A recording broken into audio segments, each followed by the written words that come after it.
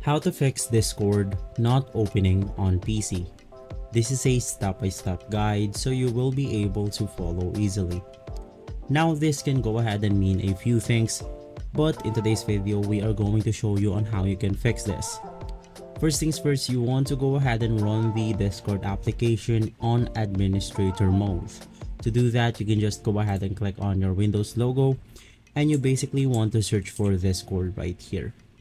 Once inside Discord, you can just go ahead and click on the open file location, and from here you want to right click this app right here. Once again, click on open file location, and once inside, you can now go ahead and click on the update.exe.